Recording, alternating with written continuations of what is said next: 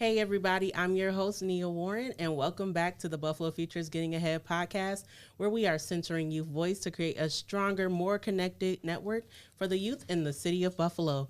We are here today with some very, very, very special guests for a very special reason. Today, I want to introduce you to Anayah Gross, Damon Gross, Jada Ivey, and Rob Lowery.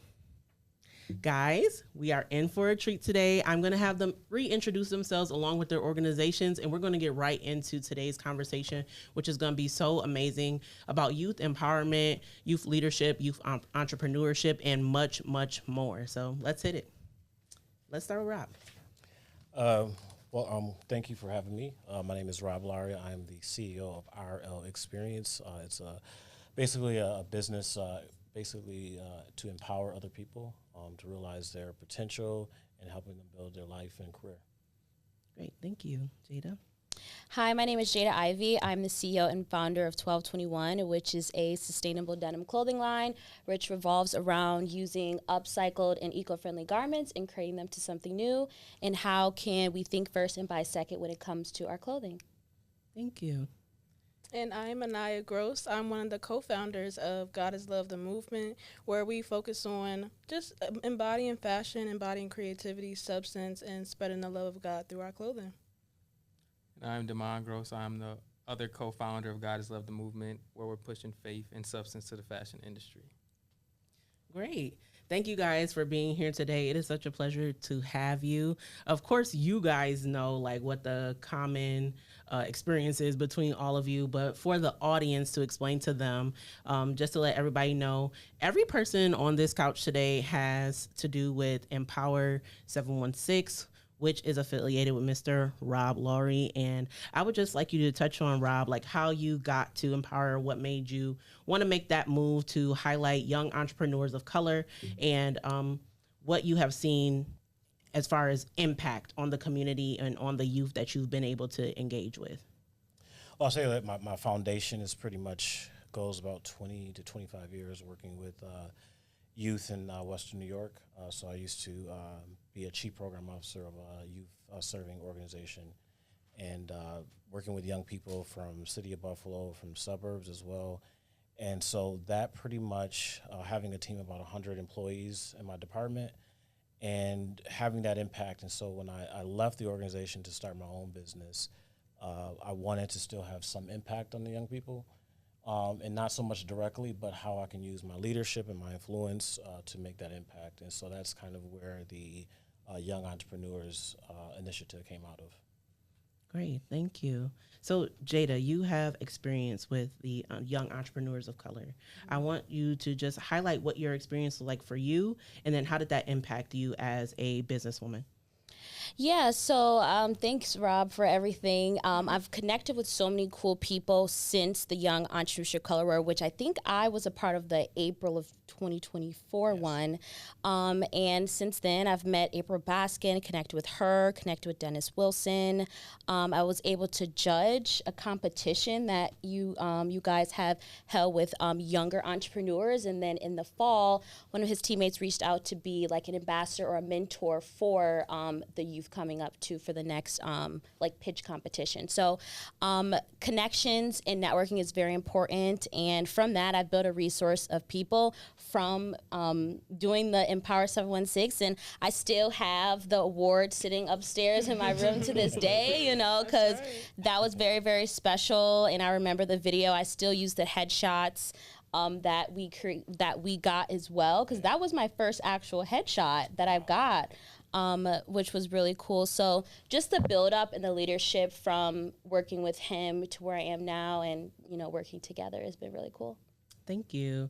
And can you tell us a little bit more about your line of upcycling denim? How did you get to that place where you were like, okay, so I want to focus on not only denim, but I want to make sure that this is also like economically sustainable and something that, is not so horrible on the earth. I don't know any other way to politically correct say it, but it's like, geez, it's getting tough out here in these streets, because it's like everything is a toll on our environment. And so I think when you come up with something that is not fast fashion, and you come up with something that is sustainable and able to actually give back to the earth and give back to the community, I think that's a pretty enterprising idea for you to have. Can you speak to a little bit about how you got to that business example?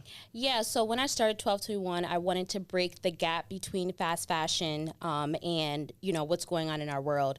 So my main thought was utilizing what I had learned already, which was sewing, and taking pieces in my closet that I had before and repurposing them. So the key definition of upcycling is taking discarded or secondhand items and creating it into something new, but having a new purpose and a new value to it. So coming with 1221, I wanted to create something that was unique to each and every one of my clients, but also make sure that I have creativity and a touch of value and sustainability into that. It was hard at first working with denim, because denim is so expensive. So in the beginning of, you know, starting 1221, you know, I was spending so much money into denim, but denim never goes out of style. Denim is always going to be trendy. So that's also why it sets me apart from all my other competitors and the people in the market. And creating things that's upcycled with patchwork sets me apart, and what people see, you know, is worth a lot. In a fact, actually, the upcycled and secondhand market is growing 3 times faster than the retail market. So that means there is demand for a secondhand clothing line like mine to come in and to be there for the people in the audience that wants to support us. Great. Thank you. And congratulations. I love where you're going. Thank you. And I'm excited to see you advance. This is so exciting to see all of you actually pursue your business endeavors and have that empowerment behind you guys, because we need more youth entrepreneurship in the community, and we need to set that example for the generations that are going to be coming after us. So thank you again. Now we're on the topic of fashion. Let's get into God meeting fashion. Can you guys talk about how you got to your clothing line and what the mission is and what you hope that the impact is with your clothing brand? So I can answer as far as where it got started. I was in college. I was actually in college for nursing at the time. I did school for 2 years in nursing, and I just didn't care for it anymore. I felt like I had a different idea as far as how I wanted to use my gift and how I wanted to help people, because I thought that nursing was the only way that I could do that. So in the midst of me going to school for nursing, I just knew I had a love for fashion, and I just knew I wanted to create something that was my own. So I said, why not create God Has Loved the Movement? At the time, I was growing my relationship with God, and I wanted something with positivity, with impact, something that somebody can see and know it's not just another clothing brand. So that's how that whole name came about. At first, it was God Has Loved the company, and then I met my husband, and then he brought along God Has Loved the movement, so he can talk more about the community and the mission behind it. So it's like my wife said, originally it was God Has Loved the brand, but I was like, you know, I think it should be more than just a brand. It should really be a movement, to where we're not just, you know, pushing clothes out, but we're actually pushing things with messages. The goal eventually is to be able to do outreach, to be able to give back to the community and things like that, and also just empower and inspire people through the fashion. I think fashion is a very prominent thing just right now overall in the world, just the rise of fashion, even in the Buffalo area. And I'm like, wow, you can actually, you know, help and inspire people through fashion. So, you know, we just wanted to just show that, you know, it's really more than a brand, but you can do a lot more with fashion. So, yeah. Thank you. That is so dope. Thank you guys for sharing. I want to circle back to Rob. So Rob, you have served on many boards that impact youth experience, youth education, and youth leadership. Yeah. Can you speak to certain principles or ideals that you bring to every space to ensure that youth are equipped with the goals to not only be successful in their traditional careers, but also successful in entrepreneurship? That's a loaded question, but I'll try to answer it as best as I can. I think in regards of like the boards that I sit on is very strategic, because I tell people my personality, I'm an introvert by heart. And so I always am challenging my personality versus going to my passion. So my passion just is like, okay, you got to push past your comfort zone and you have to get out there. And so for me, I'm strategic because I see a lot of the young people in myself. When I grew up in Niagara Falls, I tell the story that I didn't know I was poor until me and my friends, we went to the corner store and we were buying some candy. I decided to treat everybody. and I pull out this food stamp, and everybody started laughing. And that's the moment when I recognized that I was poor, and that had some kind of significant value to me, and I kind of carried that on. Like, I don't want to remain this way. What can I do about it? And so, and not also not allowing my struggle to dictate my future. And so the conditions that I was living in, it was temporary. And so when I see young people in different conditions, different circumstances, is to provide a different lens when I'm at the table that you have to see beyond this. So I'm not coming to save you, but I'm pretty much looking at different opportunities and access to that. And sometimes sitting at tables and being in some rooms, they don't see that. And so it's important for me not to speak for everybody. Right. I'm not the token one, but you see a different perspective, that you have empathy for people who may be going through certain conditions but just need an opportunity. Not a hand up, but basically an opportunity to say, yes, I need someone. So I'm the type of person, make it a long story short, I used to do a lot of interviews over my career, and this young man, he was sitting in the lobby filling out an application, tattoos all over the place. And I came out in the hallway and I said, why do you want this job? And he gave me a good pitch, and I hired him on the spot. Normally, people would judge that person, say, at this time, tattoos wasn't as fashionable back then or acceptable. And so for me, it was to take a chance because he had the passion. And looking at his application, he wasn't qualified, but he needed somebody to take an opportunity, and he proved it over and over. And so to me, that's why I was there. Wow. Thank you. I agree with that wholeheartedly. Wow. And that definitely aligns with Buffalo Future's mission. So I want to first let everybody know a little bit about like Buffalo Futures, what we do and why we do. And so Buffalo Futures is a youth workforce development organization.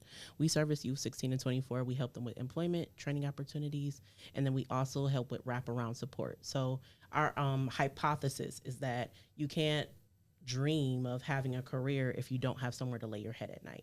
So what we do is help youth with housing, food insecurity. We help them with childcare, transportation assistance, and mental health support. All of those things necessary to help you stay sustainable within your position in the workforce. And so having things that are empowering the youth, things that give them that skill set to be able to be ready for the workforce, but also sustain their careers in that workforce is something that we always agree with and that we hope to continually be in alignment with.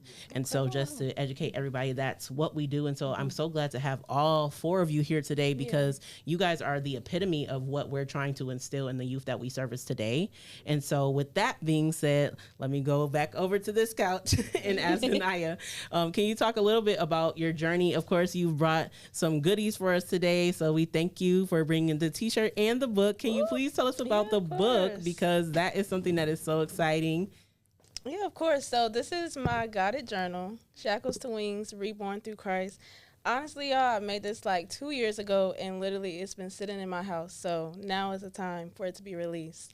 But this is a guided journal that I made basically for women that are struggling with growing their relationship with God. They may be feeling like they don't really have like a source of outlet. They don't really have anyone guiding them through the Bible, or just interpreting how can I connect the Bible to my life, and also just helping them just build a stronger relationship with God, because he is a person, he is someone that we can get to know and who we can just, just bring into our daily things that we do in life. So this is a journal just to help them with those things. And it's filled with guided prompts. It's filled with scriptures to break everything down. I believe there's about 99 prompts in here. So yeah, the website is not open yet, but if they go follow my TikTok, y'all can stay updated on when the website will be released. Okay. Can you let them know your TikTok handle? Yes, it's Anayah.J.G. And then for this, Intimacy Through Christ. So that's Intimacy T Christ for TikTok. Thank you. Can you talk about the uniqueness of having a faith-based clothing line, a faith-based business, and catering to everyone? So when you're talking about ministry, the goal is to spread the gospel to everyone, make sure that everybody knows about Christ himself. Can you speak about how that has affected your business, how that displays in your mission, and how you operate knowing that, you have a higher calling or a higher goal through your business? That's a great question. Honestly, God is the center of everything that I do. So I try to include him and put him at the forefront of everything that I do in my own unique way, because I do feel like he's given me gifts. He's given me a heart for fashion. He's given me a heart for helping anyone in any way, shape, or form. And what better way than to create a journal or a book or an item that they can carry with them all around the world. Like, this journal can be in your room with you, can be on the airplane with you. It could be anywhere you want it to be, and it's your personal best friend. So I just try to find the best way to just put that within your home, make it tangible for you so that you can experience what I experienced. I experienced just a beautiful relationship with God and understanding just him on a different level. So yeah, he's the center of everything that I do, and I just want everyone to just feel that personable experience. Thank you. Thank you. You're welcome. It definitely is an act of faith to step out like that and do business. So I appreciate you and I congratulate you, because it takes a big heart to take something like that and actually make it into something and see it come into fruition. It has to be so amazing to see. So I know you're happy and you're excited. Very excited. I'm excited for you. It's been a long time coming. Do you guys feel like as youth entrepreneurs that your voice is valued in the business realm, or when you're speaking to possibly like funders or anybody who may be an asset to your business, do you feel like your voice is valued to them? I guess I'll speak on that part. Yes and no. I have been in spaces with investors and different individuals that don't look like me.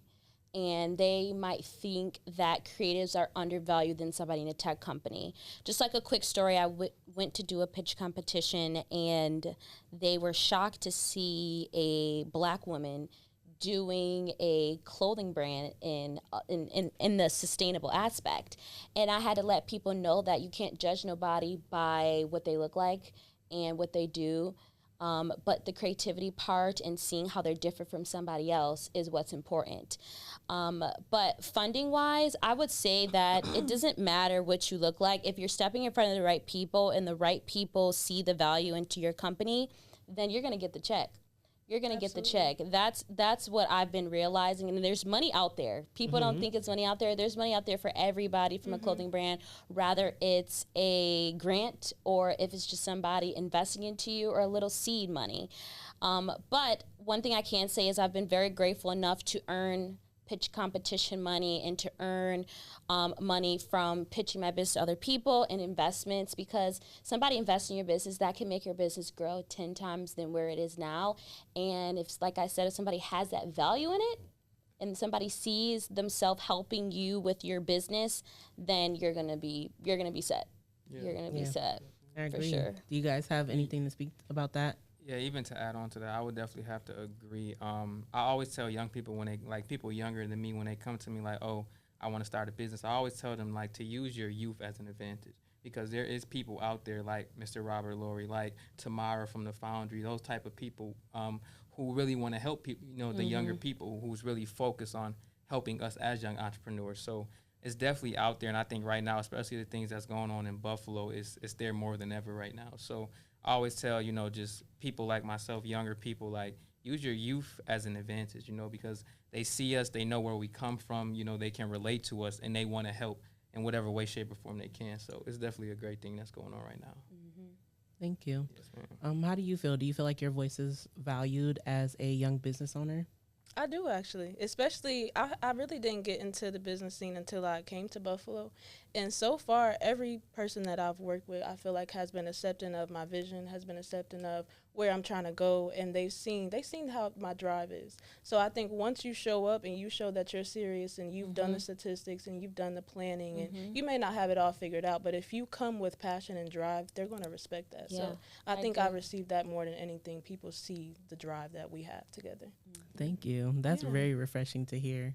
Rob, I want to ask you. So there are many entrepreneurs in the world. A lot of those entrepreneurs are entrepreneurs of color, though the number may be small. There's a percentage of them. What made you want to add young people to that? So you specifically said like young entrepreneurs of color. Why young people? Why do you feel like that is the place where you were most drawn to highlight them and empower them? I think just going back through my own journey is that I didn't think of entrepreneurship until my early 40s. So I took the risk of leaving a job that I was at for 15 plus years and stepping out. And so when I recognized the difference between when I grew up and today of the risk, the creativity, it's so much accepted because around me, I didn't see a lot of people starting your own business, college, trade school, that was your options. And so where do I fit into this? And so I kind of think back hindsight, would I have taken another route? And so when I see, content creators, creatives, fashion, all those young people taking that leap of faith at a young age. We had some young entrepreneurs at the earliest age of 9 thinking of businesses, concepts, and designs. And I'm like, wow, this is inspiring. Yeah. So to be accepted in that and having that space and the courage and having family and community support around you. And so, I look at, that I think that's why I'm inspired by that, seeing young people take that step. And so that's what pushes me to do it, because I think in the planning of all of this, to be very honest, I didn't know it will lead to where it is today. And so I had to trust God into this, because I was like, okay, let's do this awards thing, and this is kind of something to do. I thought it was going to be kind of a one-time thing. And then when I started the stories, every young person told their story of why they started their business. And to hear them articulate it from their heart. No script, nothing. It's just what they wanted to do. And, their parents supporting them. And so I'm like, wow. And then to see the community show up. I mean, we sold out most of our events, we sold out. I tell people that I didn't have any fundraising experience. And so I called people, emailed people, and I succeeded my financial goal for the event. And so to me, that just confirmed everything God laid out for me. So that was important. That's right. Amen. Thank you for sharing. Have you learned any lessons so this has been going on for a few years now. Yep. Have you learned any lessons from the youth that you have supported, enriched, anything like that, about life, business, or any principles that you'll take with you to this day? There's so many lessons. I'm a person that always, like I said, my personality is I like to listen. As you get older, I try to give less advice and be a good listener. But I think the behind the scene conversations, the first young entrepreneur that we did on my podcast before the awards actually started, we still in communication. He's out of state in South Carolina. But probably once a month he's calling me, telling me about his business, all the things that he's doing, website development, things of that nature. And so I remember, and I'll tell you a short story about him, is that when I first started the Young Entrepreneurs, it was on my podcast, and we just kind of like, okay, let's find somebody in Buffalo. And so we were just, one of my staff, going through social media, and we found this young man, 17, and he was doing, business on the east side of Buffalo. And I said, let's bring him on the podcast, and we're going to surprise him with the $500 stipend. And so we went to met him at Spot Coffee, and he was telling me his business idea, concept, everything, laid it out. And he was telling me how he's got all these businesses. He didn't have all the right paperwork. He didn't have official LLC, but he had the drive and passion.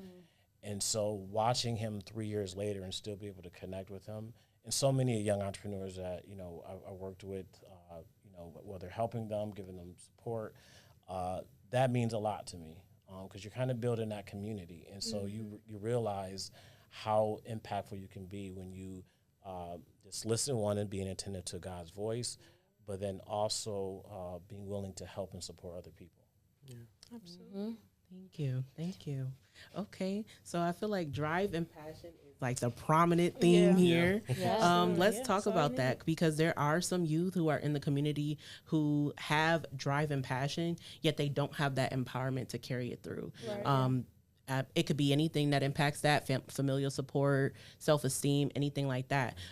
For all of you, what would you say to youth who may be watching right now, trying to find that spark to get started, or trying to find that first push to help propel them into their business venture, or any act of faith that they see for themselves in the future?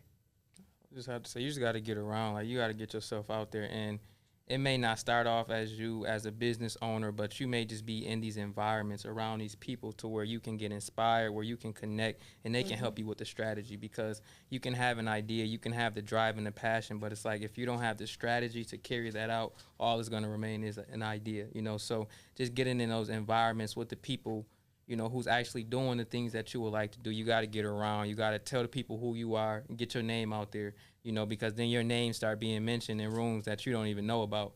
So it's just really about getting out there, you know, showing and connecting with the right people for sure. Networking is everything. There you go. He took the word. He took the words. Everybody agrees. He took the words right out of my mouth. He took the words right out of my mouth. Have you guys ever felt like maybe like this wasn't for you, or have you ever felt like maybe an obstacle was too big for you to continue with your business journey?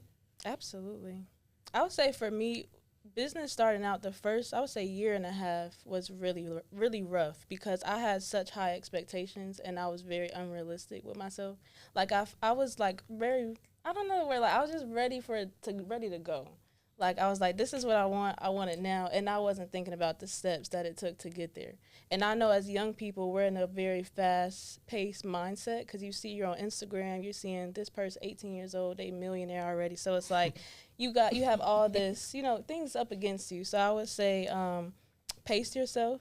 I would say figure out your why. I would say do your research. I wouldn't say watch too many videos. Don't get too many different things in your head, just because I did do that and I felt like it had its cons, because there was a lot of comparison. I felt like I had to follow that exactly. Like if I didn't follow this, I'm not going to be successful. So I would say just pace yourself, figure out your why, do your research, and like he said, get out, find a community that's going to empower you, that's going to inspire you. I would definitely recommend ChatGPT for sure. That he has helped me, she, whoever has helped me a whole lot with a whole lot of strategy, planning, resources. I done found so many apps, all type of stuff. So yeah, that would be a few of my recommendations. Thank you. Thank you. Well, I want to thank you guys again for being on the show. Thank you for sharing your expertise, your experience, your journey.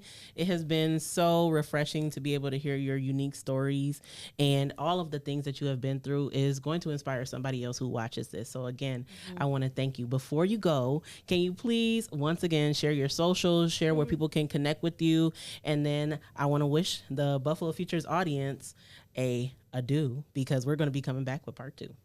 Okay. So let's start with anybody. I guess I'll start.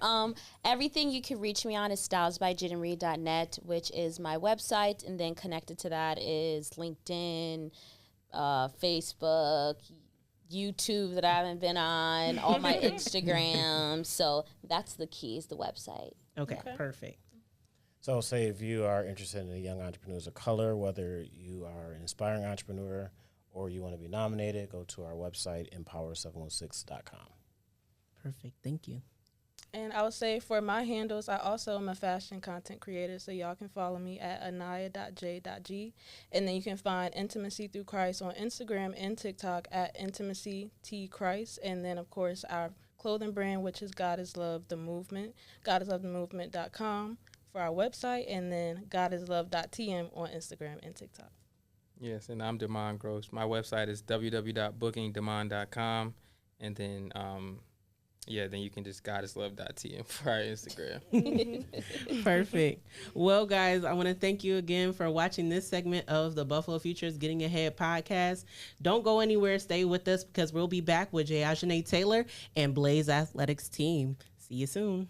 Hey y'all, welcome back. It is your host Nia Warren, success coach with Buffalo Futures. I'm just here to inform you about what we've been up to. We are so glad to have you here for season 2 of the Buffalo Futures Getting Ahead podcast.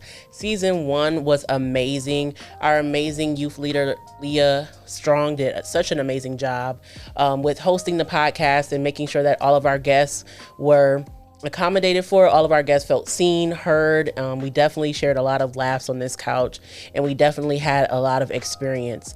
Through that experience and this Buffalo Futures work, Buffalo Futures was able to discover that we need to get to these youth more holistically. You cannot ask for a youth between the ages of 16 to 24 to be employed and their mental health is struggling, or they're struggling with childcare, transportation, housing, or food insecurity.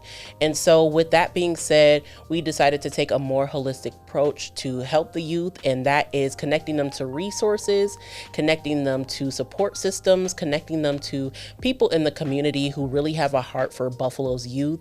And through that work, we have also been inspired to start our Buffalo Futures Voices of Buffalo documentary. This documentary features 63 people that are from Buffalo, have had a Buffalo experience getting into the workforce or contributing to such.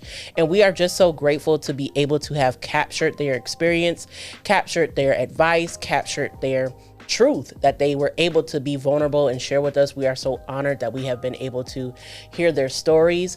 And so we just want to let you know that sooner than later, we will be inviting you to the Buffalo Futures documentary premiere. Well, you'll be able to see the experience and the truth and advice from professionals that you are next to every day, professionals who we look up to, youth who are our peers, youth who are our children, youth who are our mentors. And so it's a really profound thing to be a part of. We are so grateful that we have a team who is able to come together and create environments like this that we can showcase to our friends, to our family, to our professionals that are next to us, to show other people who, like in the city of Buffalo, are struggling with the access to success, are struggling with the definition of success for themselves. And so we are inviting you to come out to the documentary, be looking out for the documentary, stay connected on our social media so that you can see all the updates that are coming. Buffalo Futures has been working really, really hard. We want to thank our senior director, Jarrell Mason, for working so hard, for pulling this all together and really keeping us on our toes. And once you guys see this work, it's going to be amazing. I know that some of the people who were able to come to our December 6th concert got to see the trailer. You can see that trailer too on our YouTube channel. It's readily available for you there. And I'm just so excited, guys. There's so much going on. Buffalo Futures is so excited to share this new space, share this new experience with you all, and really create an idea of what it is to connect youth to success more and more every day. Thank you for watching. I'm your host, Nia Warren, and I hope you have a great day. Welcome back. I'm your host, Nia Warren, and we are at part 2 of the Buffalo Futures Getting Ahead podcast. We are here with Jy'Ahzhanne Taylor, founder of Blaze Athletics, and we're also met by some awesome girls from the Blaze Athletics team. We have Kayla here, we have Jazz, and Kamora. They're all joining us here for a conversation about sports, youth leadership, and so much more. So let's get right into it. I'm glad to have you here, Jy'Ahzhanne. I'm not going to call you Coach J. The girls will handle that for me, but I just want you to spread awareness about Blaze Athletics, how you got started, and what it is today. So I started coaching when I was 20 years old, and I've always wanted to own my own cheerleading program. So after I left that organization because I became full-time at my job and I was looking to go back to grad school, I took some time off for myself, and that's kind of where I started planning out Blaze Athletics. And I'm sorry, what was the second part? Just your journey of how you started Blaze Athletics, Okay. What it is, what you guys do, and where it is today. So Blaze Athletics is an all-star cheerleading program based in Niagara Falls, New York. We started in January. So how I started out is by hosting cheer camps to get some awareness for the program. And actually, this lovely lady right here was my recruiter for everybody. So The first day of tryouts, we only had 2 girls, and her and another young lady by the name of Essence kind of reached out to all of their other teammates from high school, and that is where we are now. Okay, great. And so earlier you were telling me about how you currently have 15 girls. Did you recruit all those girls from that work that Kayla was doing for you? Are they all from the same high school, are you saying? Yes, so they are all from, well, we have one high school, and then they are in middle school, so we have 2 middle schools, and most of them I have coached before with the other organization, so I had already known them previously. Okay, great. So you guys have been going strong and steady since January. Can you talk about some of the things you do to build the team's relationships and the sort of things that you do to build that sisterhood between the cheerleaders? Every practice not every practice, but at least once a week, I look towards having team bonding moments. So some of the things that we do are team activities, and I'm going to actually let them speak on those activities that we do. So Kimora, would you like to explain some for me, please? So when you guys did the charades and the bows. She gave us out bowls, and we put quotes on them or Bible verses for that goes with the team. And then we did, what else? Oh yeah, we made stunts, and then they had to run and get the bows and come back and put the bow in their hair in the stunt, and then come down and then run back. There was another one that you guys did. The white lies. The charades. Oh wait. When you guys were putting up stunts and you were Oh yeah. Okay. And then for the charades one, we had to make something out of a stunt, and the coaches had to guess what it was. So I feel from that, I don't know if they realize in that moment, but they're learning how to work together as a team, and I really focus hard on doing that. Mm-hmm.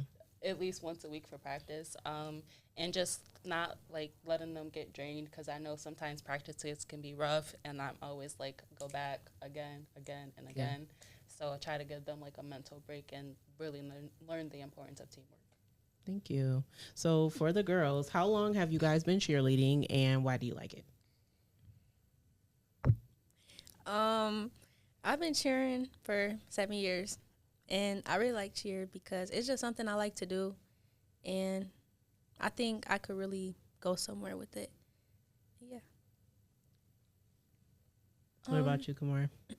I've been cheering for about 5 years. And I feel when I'm cheering, I get closer bonds with people and make better friendships. And I would like to cheer when I get to college and stuff, for bigger, organizations.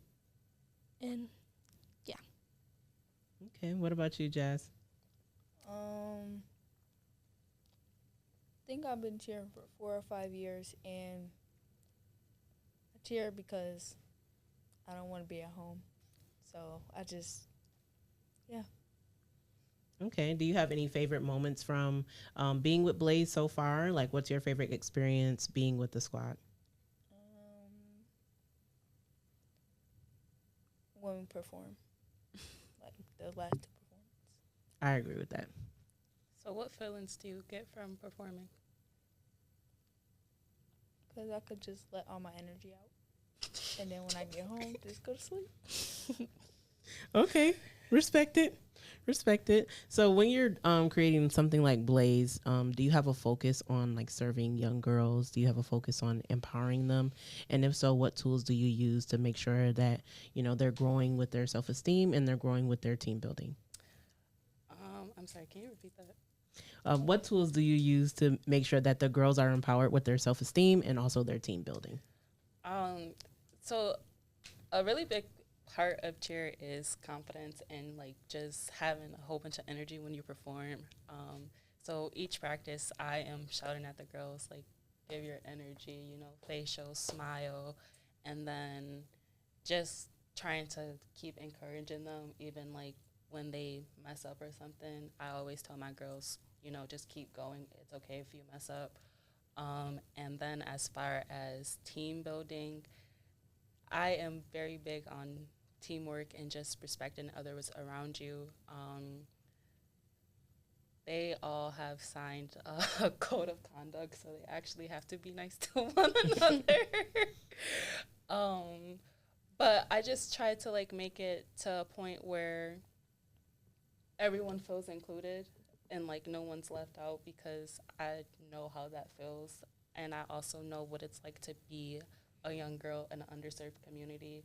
So my sole reason for starting this program was because I didn't want people going through what I went through growing up and just like navigating like the cheerleading journey and all that stuff. I'm kind of getting off topic here, but in Niagara Falls, like we don't have any like all-star cheerleading organizations. All of the all-star programs are 30 minutes to an hour away. And I know like what cheer means to these girls, and I know what it means to me, so I just wanted to, pass that down to the next generation. Okay. So let's open it up to the girls once again, and let's talk about something that may be a little bit controversial. A lot of people feel like cheerleading may not be qualified to be a sport. They may feel like it's not something that actually makes you exert your energy, something that's worth being an athletic field or being qualified to even be an athlete's space. Can you guys talk about how you feel about people who say that cheerleading isn't a sport, or who may perceive you to be like girly or lazy, or like it's just like a pretty thing that you guys do? Jazz? I'm sorry. I don't know, just like, because if you haven't did the sport, I feel like you should not talk about the sport because you don't know what actually is, like, what you actually have to do. What do you have to do? You gotta lift heavy girls, first of all. I'm sorry, but, like, they're just heavy. And, like, you gotta make sure, like, you don't, like, fall or, like, you... What's your strong suit? What do we have you doing all the time? Tumbling. Yeah, so what kind of strength comes with tumbling? How do you push yourself Like, to do back handsprings, tucks, You and gotta lock everything. Does anybody else want to speak to what they say about cheerleading? Kayla? Okay, so if cheer wasn't a sport, then everybody would be able to wake up and know how to do everything. So I feel like cheer is a sport. Like, cheer is a sport, so yeah. And what about you?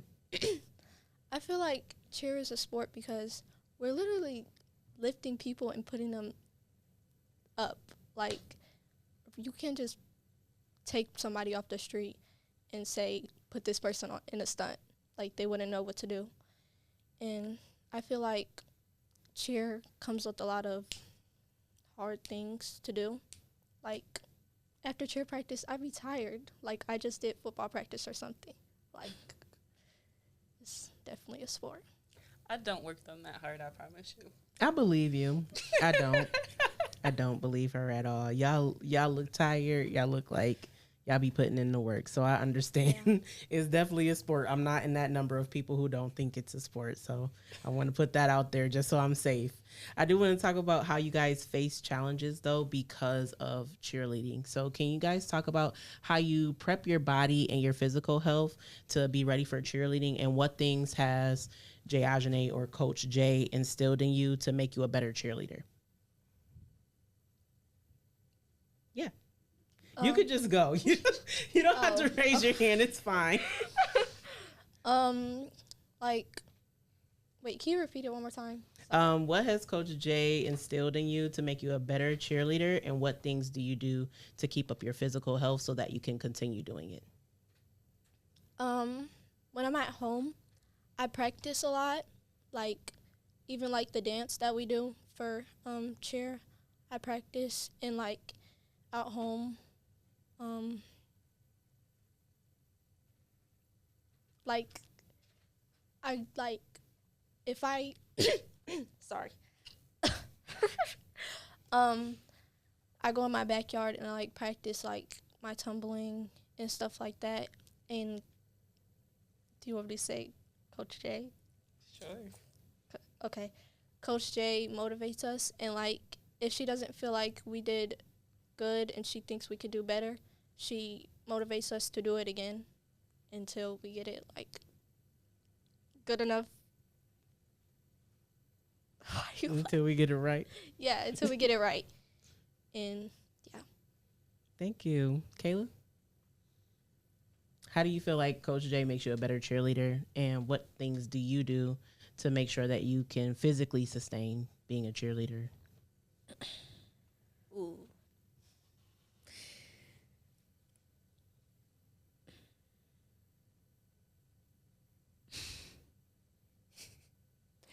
I don't really know. I don't really know. Do you feel like outside of cheer that anything that Coach J has taught you helps you like push past hard things or obstacles that you face while you're trying to be a better sportswoman? Yeah. Okay, things like what? She kind of motivates me. I don't really know how to phrase it, but she tells me I can do things like I don't even know. It's just like she motivates me. Like she knows, like she tells me I can do like that. She tells me like all the good things that I do and all the bad things I do. And when she tells me all the bad things I do, I try to like fix it. And yeah, so. Thank you. What about you, Jazz? What things does Coach J do to help you be a better cheerleader?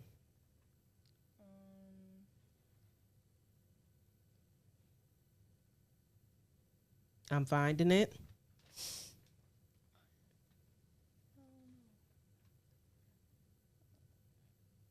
Just she keeps pushing us even when we do it like right. We gotta still do it. Perfect it. That's good. My favorite phrase is one more time, and they know that that's not actually one more time. Okay, got it. Okay, so back to you, Jay. Do you feel like there are certain lessons or mindsets that you're trying to instill in the girls? If so, what are those lessons that you are teaching your squad each time you meet with them? Yeah, I am trying to teach them just basically everything that I've learned in cheer and just how it like has helped me become the person that I am today. So the importance of integrity, sportsmanship, teamwork, positive attitudes. We, like I said, going back to the code of conduct, so those are actually all of our core values. And so we do this thing called Athlete of the Week. I don't know if the girls have caught on to it yet, but each week for Athlete of the Week, I actually use the phrases from the code of conduct into the Athlete of the Week. So whoever I have felt like has persevered for that practice, or who I felt like has showed sportsmanship or perseverance, that's who I decide who gets like, well, not who I decide, who the coaches decide gets Athlete of the Week.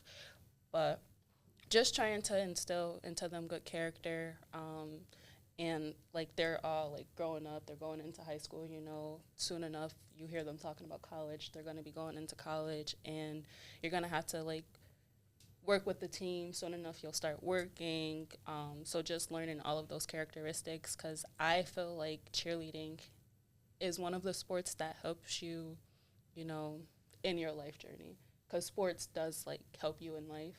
And I feel like the way that cheer is set up, you know, there's no I in team. And when you're putting a stunt up with cheer, you need all four people. So just learning the importance of those characteristics. Thank you. And then can you share with the audience where their youth may be able to get connected with Blaze Athletics and be able to be a part of the team or get connected with what the team is doing in the community? Yeah, let me look at the actual name. So we have an Instagram page. It is called Blaze Athletics Cheerleading, and that is like the only social media that we have right now. But we are like very heavy in our community, so we're based in Niagara Falls. We have done 2 community events so far. We're hosting a car wash next Monday. But yeah, just follow us on Instagram at Blaze Athletics Cheerleading, and Well, I want to thank you, Jy'Ahzhanne, Kayla, Jazz, and Kimora. You've been a great addition to the show today. I want to thank you for joining our audience because I know they're going to enjoy this episode, getting to learn about Blaze and getting to learn about what the personalities of some of the girls on your team are like. So I just want to ask you guys if you guys have any last words. If not, I'd like to say ciao to our audience. Are you guys going to help me? Yes? Great. Any last words? No? Okay. Well, guys, my name is Nia Warren, and I am your host. Thank you for watching another episode of the Buffalo Futures Getting Ahead podcast. We will see you in the future. Bye. Wave, guys. Bye.